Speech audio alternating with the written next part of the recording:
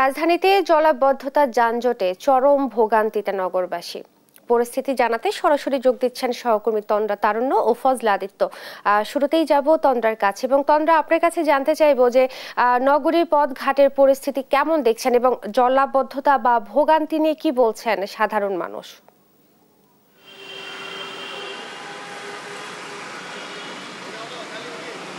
মনি, আজকে সকাল থেকে যতটুকু বৃষ্টি হয়েছে, 1-1.5 ঘন্টা বৃষ্টি যদি আমি বলি, গতকাল রাতেও তো বৃষ্টি হয়েছে, তবে সকাল থেকে যতটুকু বৃষ্টি হয়েছে এই বৃষ্টির পরবর্তীতে আসলে নগরীর জীবনযাপনের যে অবস্থা, রাস্তাঘাটের যে অবস্থা, সেটা আসলে ভাষায় প্রকাশ করার মতো না বললেই চলে।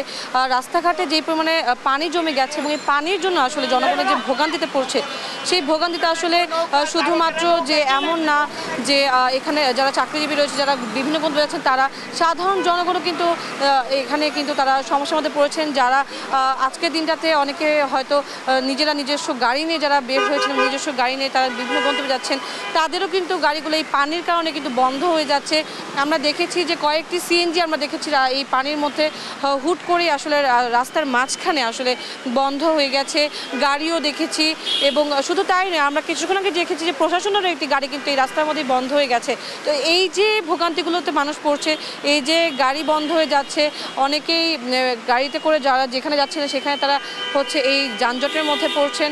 এবং যানজটের কথা যদি বলি, যে রাস্তাঘাটে যেহেতু আজকে সাধারণ মানুষের চলাচলের জন্য যে যাতায়াত ব্যবস্থার জন্য তারা যে যানবাহন ব্যবহার করে, বাস ব্যবহার করে, সেই বাস কিন্তু আজকে খুবই কম, এবং যতটুকু আছে ততটুকু কিন্তু আসলে তারা তেমনভাবে ব্যবহার করতে পারছে না। এবং ব্যবহার করলে আসলে তাদের গন্তব্যে পৌঁছাতে যেই পরিমাণ সময় লাগছে, সব মিলে কিন্তু একটি নাজেহাল অবস্থা। আমি যদি একটু দেখাই যে আমাদের সামনেও কিন্তু একটি গাড়ি বলা যায় যে এটি বন্ধ হয়ে গেছে। এই যে গাড়ি একটু পর বন্ধ হয়ে যাচ্ছে, বন্ধ হয়ে সেগুলো আবার চলতে শুরু করছে। এই যে ভোগান্তিতে মানুষগুলো পড়ছে, আসলে এই ভোগান্তির আসলে শুধুমাত্র পড়ছে এই পানিগুলোর জন্য।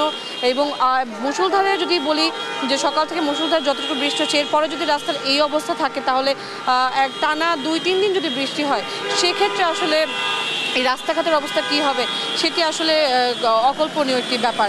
এবং এই যে রাস্তার মধ্যে যেই পরিমাণে যানজট আমরা দেখছি, সেই যানজটের কারণ যেহেতু পানি, এই পানি আসলে কতক্ষণে নামবে সেটি আসলে ভাবার বিষয়। তো এই যে রাস্তাঘাটে, এখানে আমি যে দিকটাতে আছি রাজারবাগের, এখানে কিন্তু যেই পরিমাণে পানি উঠেছে, বিভিন্ন আশেপাশে যেই প্রতিষ্ঠানগুলো আছে সেগুলোর কিন্তু গেটের ভিতর পর্যন্ত পানি ঢুকে গেছে। এবং এই পানিবন্দীভাবেই কিন্তু এই ভোগান্তির মধ্যে দিয়ে আসলে নাগরিক যারা রয়েছেন তারা কিন্তু চলাচল করছে। তো এই ছিল আমার কাছে রাজারবাগ থেকে সর্বশেষ খবরাখবর। আরামবাগে রয়েছেন আমার আরেক সহকর্মী আদিত্য, সরাসরি যাব তার কাছে।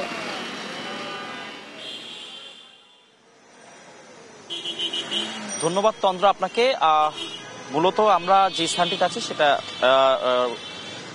যেখানটাতে আছি সেখানে মূলত সকাল থেকে কিন্তু বৃষ্টিপাতের কারণে কিন্তু জলাবদ্ধতার যেই কারণ সেটি কিন্তু আপনার ইতিমধ্যে প্রদীয়মান হয়েছে। এবং আমরা সকাল থেকে জানাচ্ছিলাম যে রাজধানীর বিভিন্ন সড়কের যেই চিত্র, এবং বৃষ্টি পড়লেই অর্থাৎ তীব্র অতিবৃষ্টি অথবা কম বৃষ্টি পড়লেও কিন্তু দেখা যাচ্ছে রাজধানীতে জলাবদ্ধতার একটি কারণ হয়ে দাঁড়ায়। এবং তারই ধারাবাহিকতায় কিন্তু আজকে মধ্যরাতের যে ভারী বর্ষণ, সেই ভারী বর্ষণের কারণে রাজধানীর বিভিন্ন স্থানে কিন্তু জলাবদ্ধতার সৃষ্টি হয়েছে, যার মধ্যে খুবই দুর্ভোগের একটি অন্যতম কারণ হয়ে দাঁড়ায় কিন্তু রাজধানীর যে দক্ষিণ সিটি কর্পোরেশন।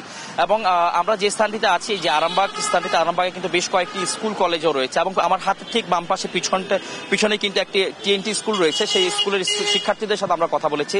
তারা আসছে কিন্তু রাস্তাঘাটের যেই বৃষ্টি দিনে যানবাহনের যেই ভোগান্তি, পাশাপাশি যে চলাফেরার ভোগান্তি, যার কারণে কিন্তু তারা সঠিক সময়ে ক্লাস উপস্থিত হতে পারেনি। অনেকেই উপস্থিত হয়নি কলেজ অথবা শিক্ষা প্রতিষ্ঠানে। এবং আপনাকে একটি জিনিস জানিয়ে দেয়, শুধু শিক্ষার্থীরাই নয়, চাকরিজীবী মানুষরাও কিন্তু বিপাকে পড়েছে এই ভারী বর্ষণের কারণে। মূলত মধ্যরাত থেকে যে ভারী বর্ষণ হয়েছে তাতে আমরা জানতে পেরেছি যে 33 সেন্টিমিটার এখন পর্যন্ত বৃষ্টিপাত হয়েছে, যার কারণে হচ্ছে ঢাকা শহরে বিভিন্ন সড়কে কিন্তু জলাবদ্ধতা সৃষ্টি হয়েছে। এবং আপনাকে একটি জিনিস পিছনে লক্ষ্য করলে দেখতে পাবেন যে আমার পিছনে কিন্তু নিম্ন আয়ের অনেক মানুষরা কিন্তু তাদের এই জলাবদ্ধতায় কিন্তু তাদের যানবাহনগুলো পরিষ্কার করে নিচ্ছে।